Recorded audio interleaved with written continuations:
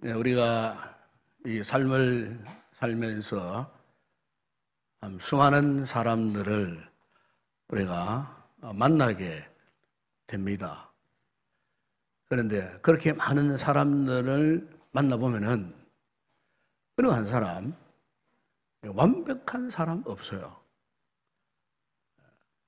완벽한 척 하지만 나름대로 다 약점이 있고요. 그래서 완벽하지를 못하는 우리 자신을 포함해서 아마 우리 스스로가 고백한다면 그렇게 고백할 수밖에 없어요. 우리는 참 부족한 존재다 하는 것입니다. 부족한 사람입니다. 우리 모두는 부족한 사람들입니다. 아마 여러분 기억하실지 모르겠지만 1997년도 우리나라가 국가적으로 그 위기를 만났을 때에 IMF라는 위기죠. 그때 국내 한 음료 회사가 2% 부족할 때라고 하는 음료를 출시했었습니다. 그때 반응이 참 실로 대단했습니다. 그 출시 다음 해에 그 음료수 매출이 무려 1,650억 원을 올렸습니다.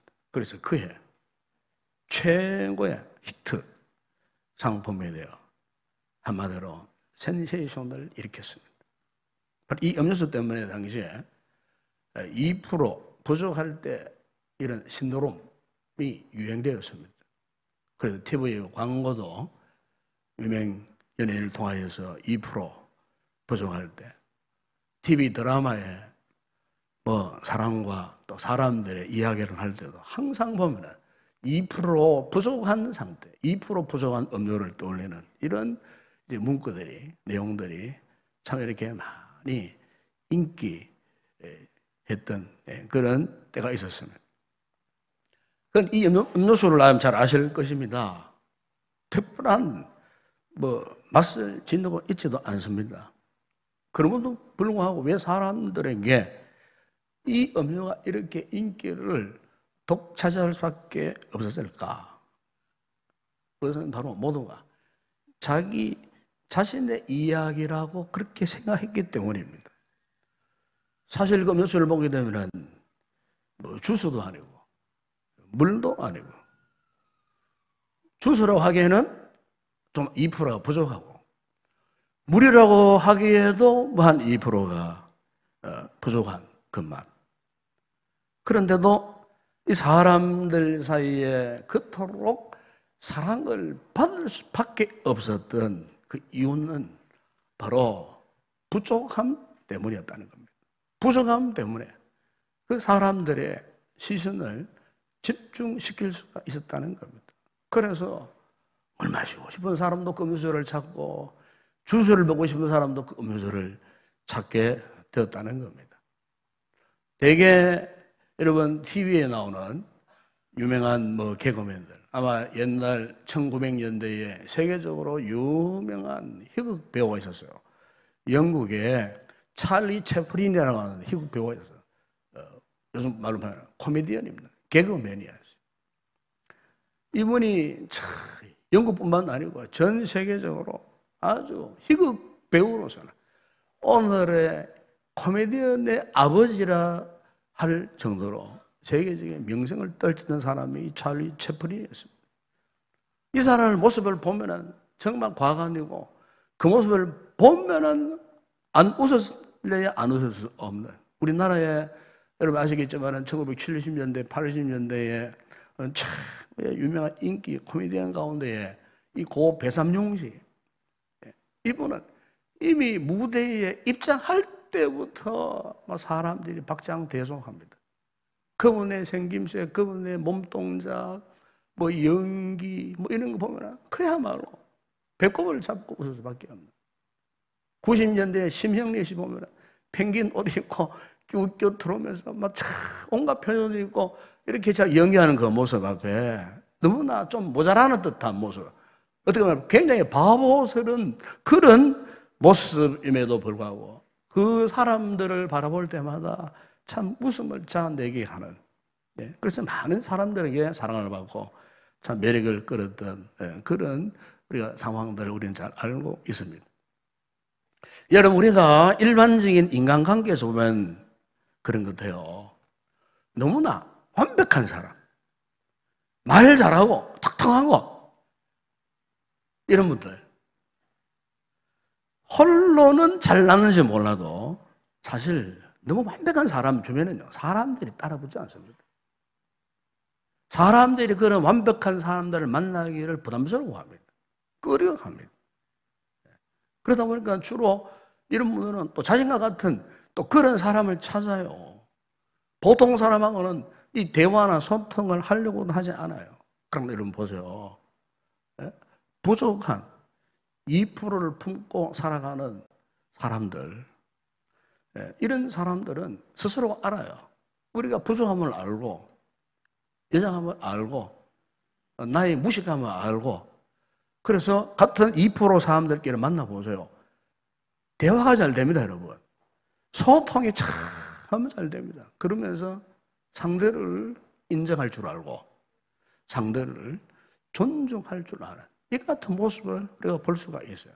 이점 여러분, 우리가 이 같은 사회적인 관계뿐만 아니라 오늘날 이 신앙의 공동체 안에서도 이 같은 인간관계를 잘할 수 있는 비결이 뭐냐면은 바로 오늘 우리가 우리 자신의 부족함을 인정하는 거예요. 그 부족함을 항상 생각하고 이 부족함을 항상 가슴에 품고 살아가는 거예요. 저는 이것이 바로 오늘 우리가 이 믿음의 공동체 안에서 서로 존중하며 살 수 있는 비결이라고 저는 그렇게 생각합니다. 만약 우리가 이 공동체의 삶에서 자신은 완벽하고 자신은 흠이 없고 자신이 말하는 것을 100% 적중하고 그래서 자신의 그 무엇이든 다 옳은 일이고 그래서 자신의 주장을 관철하기 위해서 상대방의 주장을 꺾어내리고 상처를 주면서까지 고집해야 한다면은 여러분 그런 사람들은 절대로 이 공동체 안에서의 먼저 하나님과의 관계뿐만 아니고 사람들과의 관계에서도 언제나 건강한 관계를 유지할 수가 없어요. 그러면 여러분 이 신앙의 공동체 안에서 정말 중요한 것은 이 중요한 이 섬김의 자세가 있다면 그것은 상대방을요 존중히 여기는 마음을 갖는 것입니다. 제가 이 설교를 준비하면서 이 존중이라는 말이 어떤 뜻인가 잘 알고 있지만은 이 사전적 의미가 뭔가 한번 찾아봤어요. 아주 간단하게 그렇게 정의를 했어요. 그게 뭐냐면은 소중하게 여김, 소중하게 여겨 받듬, 그걸 존중이라고 그렇게 명시를 했다라고요. 여러분 대개 사람들은요, 내가 상대방으로부터 존중을 받잖아요. 그러면요 마음문이 열려요. 그 사람과의 마음문이 열려요. 대화의 준비가 되어지는 거예요. 소통의 관계의 준비가 다리가 놓여지는 거예요. 그런데 내가 누군가에게 존중을 받지 못해. 아니 상대방에서 고의적으로 나를 존중하지 않아요. 그러면요 이 마음이 다쳐버려요. 대화하기가 싫어져 버리지 않습니까? 그렇죠? 관계하기가 싫어져 버리는 거예요. 여러분 이 같은 존중은요 사람과 사람과의 이 관계에서도 중요하지만은 하나님과 우리 사이에 있어서도 아주 중요한 신앙의 덕목 가운데 하나예요. 하나님은 어떤 분이십니까? 하나님은 우리가 그분을 존중히 여기시기를 원하고 계셔요. 여러분 사무엘상 2장 3절에 보세요. 하나님께서 하나님을 존중해 주지 못했던 엘리 제사장의 집에 저주를 내리셨어요. 거기 보면은 그러므로 이스라엘의 하나님 나 여호와가 말하노라 내가 전에 내 집과 네 조상의 집이 네 앞에 영원히 행하리라 하였으나 이제 나 여호와가 말하노니 결단코 그렇게 하지 아니하리라. 그 뒷부분에 이런 말씀을 하시죠. 나를 존중히 여기는 자를 내가 존중히 여기고 나를 멸시하는 자를 내가 경멸하리라 그래서 좀 무서운 말씀이에요. 여러분 여기에 멸시한다는 이 말이 무슨 말인지 아십니까? 멸시한다는 말은 다른 뜻이 아니에요. 천하게 여긴다, 우습게 여긴다, 가볍게 여긴다 그런 뜻이에요. 여기에 경멸한다는 말은. 그러니까 하나님을 존중히 여기는 자는 하나님께서도 그를 존중히 여기신다는 거예요. 그러나 하나님을 업신여기고 가볍게 여기고 경멸하게 여기는 그들에게는 하나님께서 그들을 우습게 여기고 가볍게 여기실 거란 그 말이에요. 여러분 우리가 공동체 안에서 섬기는 모든 영역이 있지 않습니까? 우리 헌신하고 봉사하고 섬기잖아요. 교회 우리 직분을 맡아서 중직자들, 셀리드들, 교사들, 찬양대, 심지어 헌금을 계속하는 집사님들, 식당, 봉사, 안내, 수금 모든 섬김의 영역이 있지 않습니까? 그런데 여러분 그 섬김의 영역이 뭐냐? 그것은 하나님의 존재하심과 깊은 관계 속에 있어요. 이걸 아셔야 돼요. 우리가 일주일에 한 번 와서 뭐 세상 직장 생활하는 것처럼 그런 태도와 그런 자세를 가지고 하시는 분이 있는데 큰 오해요. 제가 지난주에 설명했지만은 이 공동체는 주님의 몸이에요. 주님의 몸. 우리의 봉사와 섬김의 모든 것들은 그렇기 때문에 이 주님과의 영적인 깊은 관계 속에 다 있다는 거예요. 그래서 내가 말하는 말 한마디 한마디가 나의 행동 하나하나가 우리가 자칫 잘못하면은 잘못 섬겨버리면은 하나님을 우습게 여기고 천하게 여기고 가볍게 여기는 하나님을 경멸하게 해버려요. 여러분. 그래서 우리가 이 공동체 안에서의 모든 섬김에 대해서요 정말 조심해야 돼요. 자신을 그야말로 성찰하는 가운데에 우리가 하나님 앞에 두렵고 떨림으로 섬김을 다 해야 하는 거예요. 그렇지 못하고 내 마음대로 내 기분대로 내뱉어버리고 말해버리고 상처를 주고 나중에 보세요. 반드시 주님이 그 말씀하셨잖아요. 우리가 행한 대로 그 모든 결과가 온다는 사실을 성경은 분명히 말씀하고 있습니다. 여러분 오늘 본문을 보십시오. 노아가 대홍수를 하나님의 은혜 가운데 방주에서요 370일을 지내다가 이제 방주에서 나와 육지에 내렸어요. 노아의 8 식구가 새로운 보금자리에서 새로운 삶을 시작하게 된 것입니다. 새로운 인류의 역사가 시작된 것입니다. 하나님께서 같은 은혜를 입은 노아와 새로운 언약을 맺으시면서 다시는 물로 심판하지 않겠노라 하시면서 여러분 창세기 9장 13절에 보시면 하늘에 7색깔 영롱한 무지개를 쫙 펼쳐주시면서 그것을 언약의 표징으로 삼으셨다고 그렇게 말씀하셨어요. 그야말로 아담 이후에 타락한 자들을 홍수로 심판하신 이후에 새로운 인류의 시작을 이렇게 아름답게 약속하시고 보장하셨던 겁니다. 이렇게 해서 노아의 8가족이 신천신지에서 하나님이 축복하시는 아름다운 세상에서 새로운 삶을 시작했습니다. 그런 어느 날 노아가 아마 포도농사를 지었던 것 같아요. 그래서 포도 수확을 하고 포도주를 마시고는 그만 깊은 잠에 빠져버렸어요. 이 같은 노아의 모습을 오늘 본문 여러분 20절, 21절 이렇게 말씀합니다. 노아가 농사를 시작하여 포도나무를 심었더니 포도주를 마시고 취하여 그 장막 안에서 벌거벗은지라 그래야지. 막 술이 취해갖고 몸을 치면서 자신도 모르게 막 하체 옷이 이렇게 벗겨진 것 같아요. 예. 여기 보시면은 노아가 포도주에 취해서 벌거벗은 모습으로 잠을 자고 있었다. 근데 이것은요, 노아가 그야말로 일생일대에 딱 한 번 실수한 거예요. 우리 성경을 보게 되면 노아가 어떤 사람입니까? 창세기 6장 8절에 9절에 하나님께서 노아에 대해서 이렇게 말씀하셨어요. 그러나 노아는 여호와께 은혜를 입었더라. 이것이 노아의 족본이라. 노아는 의인이요 당대의 완전한 자라. 그는 하나님과 동행하였어요. 보십시오. 노아는 은혜가 충만한 사람이었어요. 의인이었어요. 하나님 보시기에도 노아는 그 시대의 완전한 사람, 하나님과 동행하는 참 경건한 하나님의 백성이었어요. 그런데 이 경건한 하나님의 백성 노아가요, 그의 일생 일대에 딱 한 번의 실수로 인해가고 그 노아의 가정에 불행의 씨앗이 삭트게 된 비극적인 사건, 오늘 그것을 지금 우리에게 말씀하고 있어요. 그 비극의 시작이 뭐냐? 22절에 보세요. 이렇게 말씀합니다. 가나안의 아버지 함은 둘째 아들입니다. 노아 아들에는 셈, 함, 야벳이 있었어요. 세 형제가 있었는데, 세 아들이 있었는데 둘째 아들이 함이에요. 함이 그의 아버지의 하체를 보고 밖으로 나가서 그의 두 형제에게 알림해 그랬어요.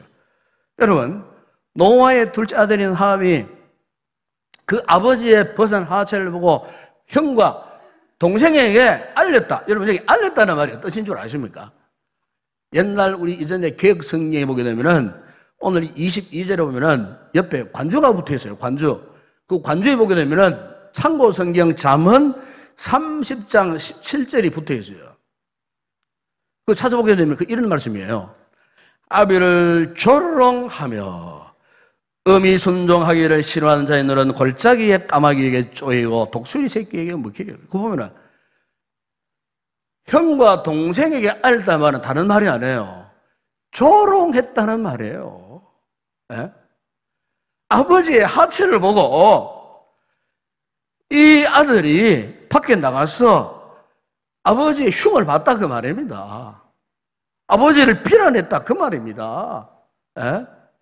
이와는 반대로 이 현장을 목격했던 이 두 아들 셈과 야벳은 어떻게 했는가? 23절에 보세요. 셈과 야벳이 옷을 가져다가 자기들의 어깨에 메고 뒷걸음쳐 들어가서 그들의 아버지의 하체를 덮어서며 그들이 얼굴을 돌이키고 그들의 아버지의 하체를 보지 아니하였더라. 그러니까 이 둘째 아들 함은 아버지의 그런 모습을 보고 조롱하고 비난하고 흉을 보았지만 첫째와 둘째 아들의 생각 야벳은 아버지의 그 같은 모습을 보고 아예 문지방에서부터 긴 옷을 제 폼 한번 보세요.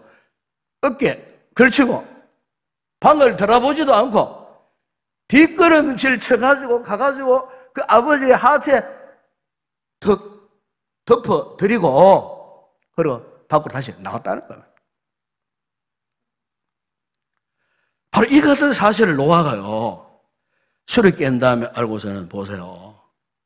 그의 둘째 아들이었던 함을 향해 이렇게 선언합니다. 24, 25절. 노아가 술에 깨어 그의 작은 아들이 자기에게 행한 일을 알고 이에 이르되 가나안은 저주를 받아. 이 가나안은 함을 말하는 함. 함의 후손들이 가나안 족속들입니다. 가나안은 저주를 받아 그의 형제의 종들의 종이 되기를 원하노라. 그 자자손손 종이 되기를 원하노라. 그 말이에요. 그러나 이 왕년을 보고 아버지의 그 같은 실수한 모습을 자신들의 눈으로 보지 않고 오히려 뒷걸음을 쳐서 감추었던 이 셈과 야벳에 대해서는 보세요. 26절에 보세요.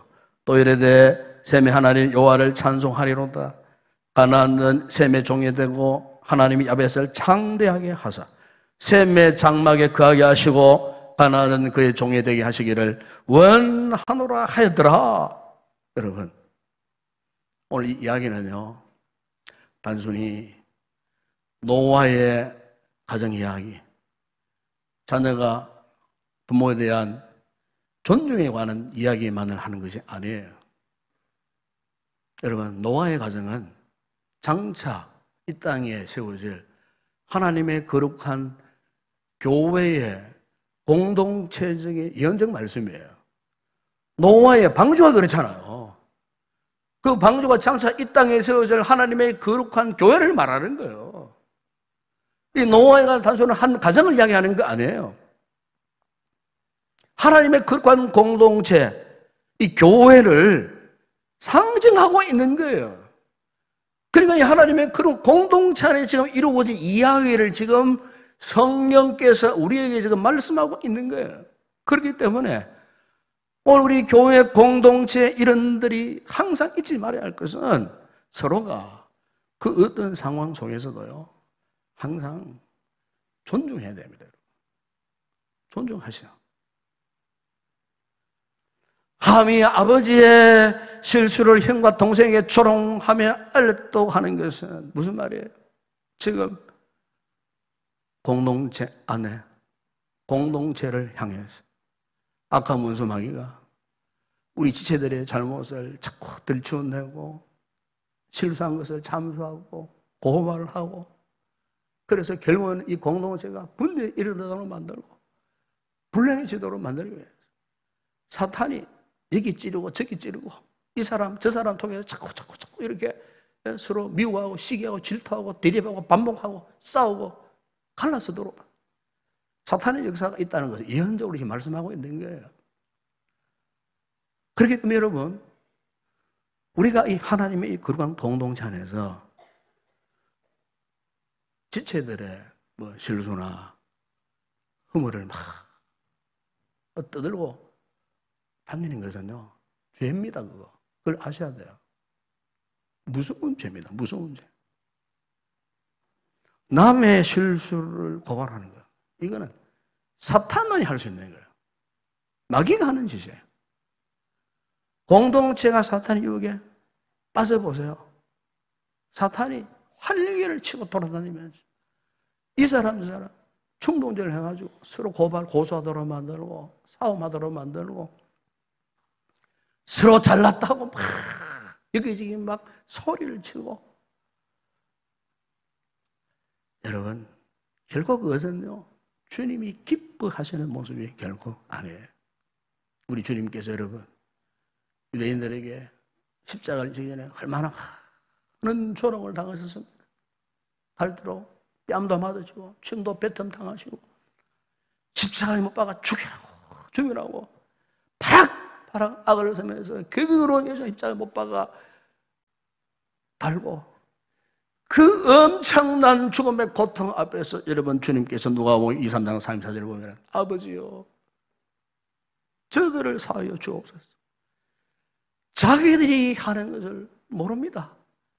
저들을 용서해 달라고. 결국 주님은 그 무지막지한 그 군중들이 지켜보는 가운데 보세요. 우리를 위해서 십자가에 대속의 죽임을 당하지 않으셨어요. 오늘 우리가 공동체 안에서 우리 성도들이 무엇을 본받고 살아가야 할 것입니까? 저도 그렇고 여러분도 그렇고 우리 주님의 십자가에 못 박히시던 너무나 겸손하신 그 모습, 그 모습대로 살아야 되지 않겠습니까? 이 소문 저 소문도 없고 좋지 않는 소문도 없고 이런 소문 퍼뜨리고 저런 소문 퍼뜨리고 여러분 그것은 우리가 지금 엄청난 실수를 스스로가 행하고 있다는 사실을 우리가 깨달아야 돼요. 그럼 그것은 주님의 모습을 닮아가는 것이 아니에요. 이 결국 뭡니까? 그거는 사탄의 모습을 닮아가는 거예요. 그럼 오늘 본문을 보세요. 사실 함의 이 보고가요 거짓말이 아니잖아요. 요즘 편히 팩트만 이야기하잖아요. 팩트, 사실이에요. 사실 실제요. 아버지 노아가 분명히 술에 취하셨고 아버지 노아가 분명 하체를 벌겋 벗었어요. 아들 앞에서 아버지가 경건한 모습을 보이지 못했어요. 사실이에요.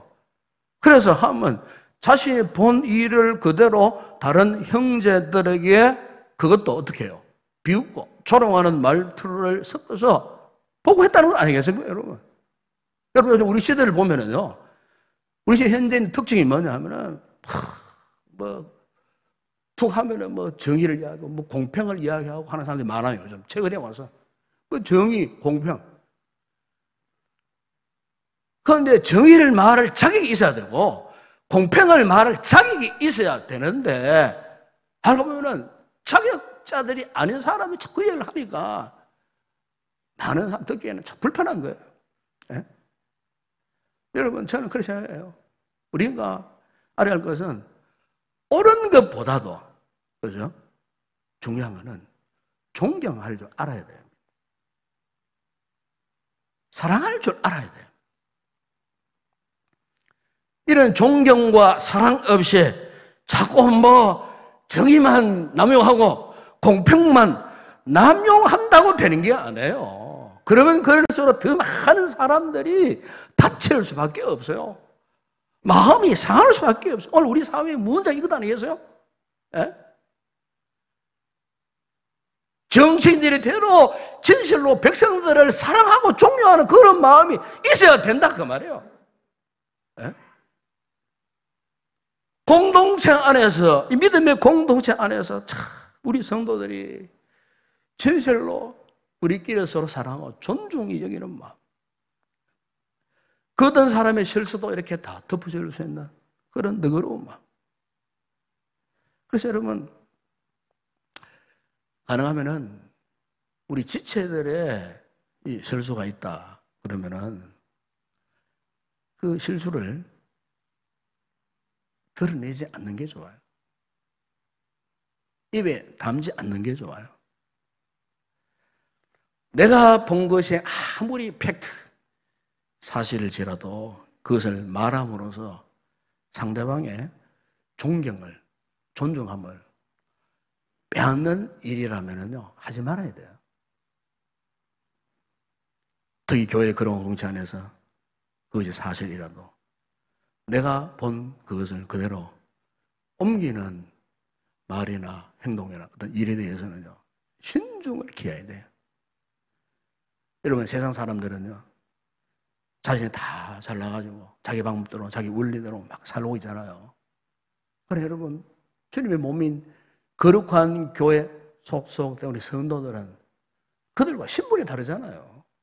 영적인 신분이 달라요. 저들은 세상 가운데 속했고 마귀 가운데 지배를 받고 있고, 우리는 하나님의 거룩한 공동체 안에 있고 주님 몸된 교회 안에 성령님의 지배를 받고 있는 우리들이 분명 저 세상과 뭔가 차별이 있어야 되지 않겠어요? 어떤 차별적인 모습이 있어야 되지 않겠어요? 그것은 영적인 모습을 말하는 거예요. 네? 세상 사람들은 자신들은 남들에게 막 존경받기를 원하면서 정작 자신은 남을 존중하지 않는 이런 세태, 풍조 속에 우리 살고 있지 않습니까? 그러나 성경은 분명히 말씀합니다. 우리가 누구에게 존경받기를 원한다면 내가 먼저 다른 사람을 존중 여기는 마음이 있어야 돼요. 예수님이 여러분 말씀하신 그 산상보훈 가운데 마태복음 7장 12절에 보면 그 유명한 황금률, 황금의 법칙이라는 말씀이 있잖아요. 그 말씀 보면 이런 말씀이 있어요. 그러므로 무엇이든지 남에게 대접을 받고자 하는 대로 너희도 남을 대접하라. 이것이 율법이요 선지자니라 그랬어요. 네. 무슨 말입니까? 내가 존중해야 남에게 존중받는다는 거예요. 우리 성도들이 이 황금의 법칙을 잊어서는 안 될 줄로 믿습니다. 이 공동체 안에서 우리 성도들이 기억할 것이 이거예요. 사실보다도 더 중요한 상대방을 향한 사랑, 존중 여기는 마음, 상대방을 존중히 여기는 것. 여러분, 만약에 이 공동체 안에 이 같은 사랑과 존중함이 없다면 어떻게 되겠습니까?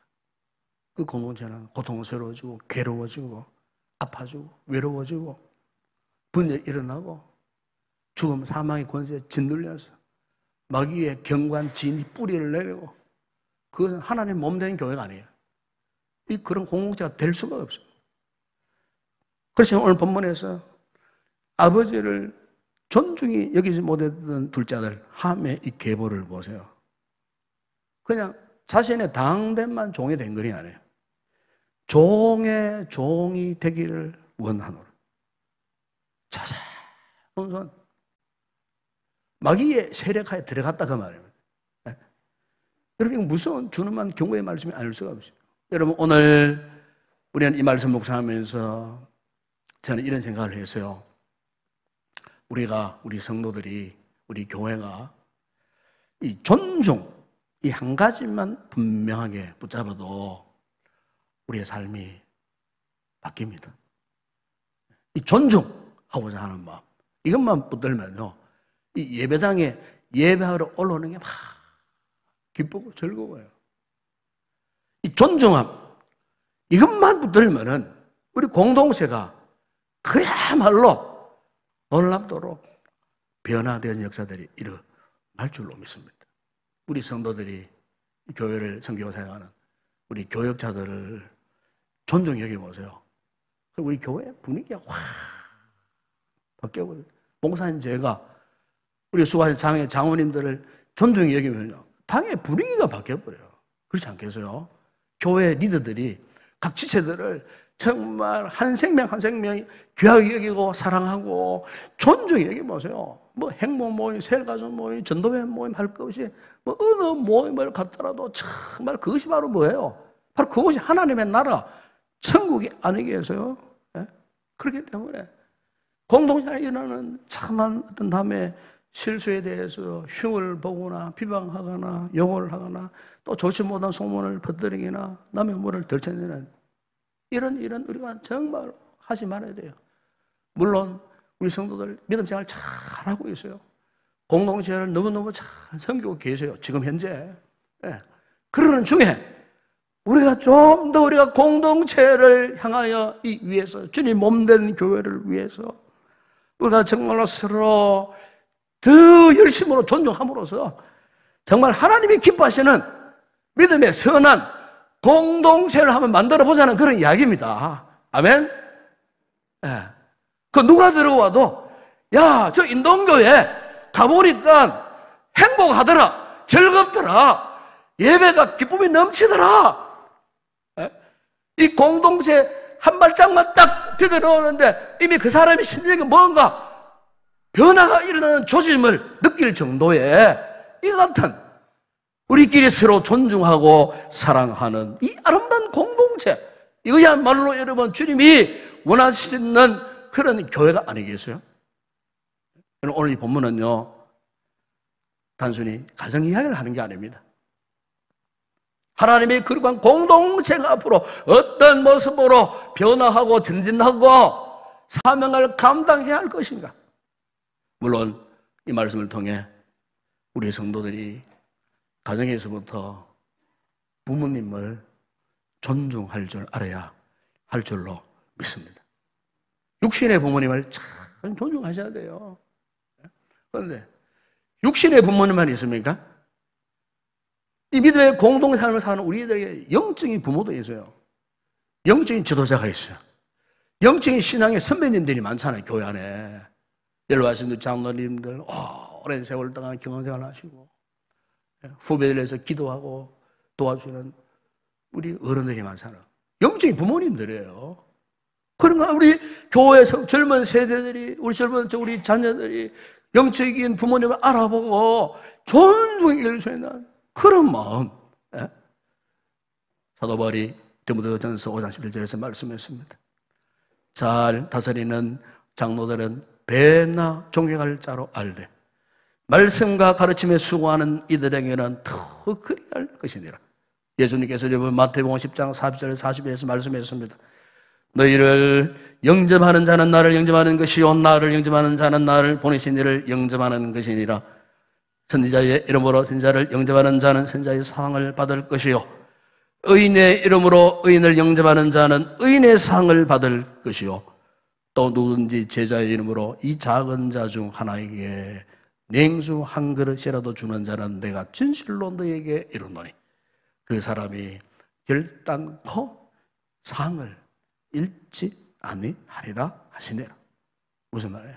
주일학교 어린 자녀, 어린 생명, 영아부 유치부 그 어린 아이 하나라도 이렇게 존중히 여기면은요 상을 잃지 않는다고요.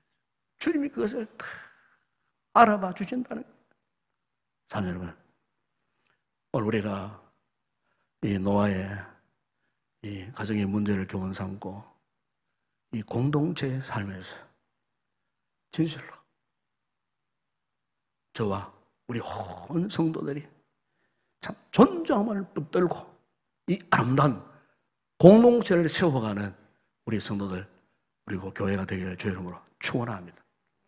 그러면 그야말로 이 공동체가 정말 은혜가 넘치는 이 은혜에 공동 속한 우리가 여러분 개인생활, 가정생활 자녀들이 복을 안 받겠습니까 여러분? 이 복이 흘러서 여러분 개인들, 자녀들에게, 후손들에게 전파되어져서 그야말로 노아의 이 가정 교훈 삼아서 이 경건의 힘을 모아서 존중해 나간다는 하나님이 오늘 저와 여러분에게 약속하신 위대한 축복들을 우리는 복된 성도들이 되게 하여 주실 줄로 믿습니다.